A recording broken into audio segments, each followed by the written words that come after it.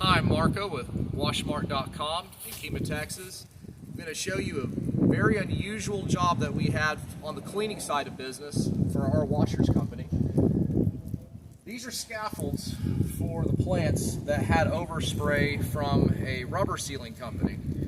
And they brought us a ton of material to clean. And we were going to show you a proper tool that's used for cleaning these, which is called the turbo nozzle. A lot of guys that do residential cleaning make fun of them, but they actually have an application for industrial cleaning. And I wanted to show a very short clip of what we're doing. And you'll notice that some of the this is actually after they've been cleaned. Some of the stuff is an epoxy that has been on here for probably years. That's not what we were worried about getting off. There was a layer of rubber and paint that was on this that was recent, and you'll see how it strips off in the video. This is an unusual job that we have. We get very weird jobs like this periodically here, especially in the Houston region. This industrial cleaning is very common. So anyways, I'm going to show you about a 1-minute clip, and we'll get going.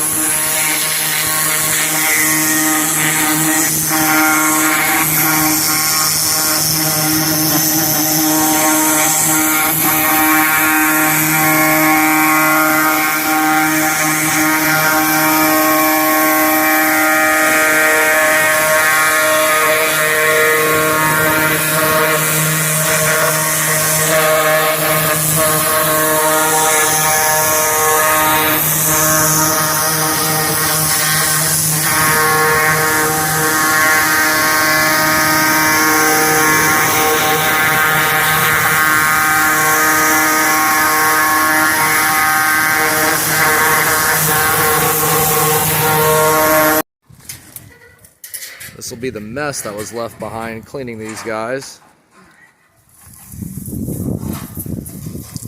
And then this is what makes this guy handy right here.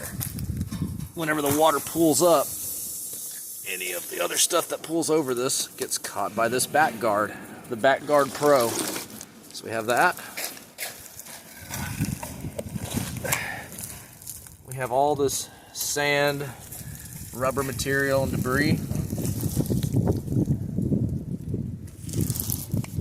Look at that. That back guard made it to where we're not having any of that debris go through, but it's still absorbing the dirty water and whatever residual.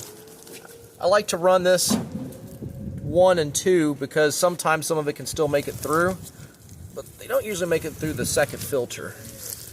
And that's how you can keep yourself from running into that problem right there.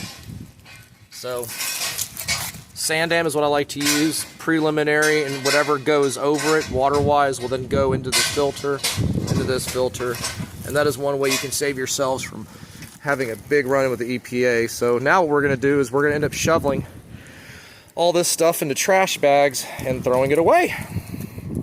And that's pretty much it.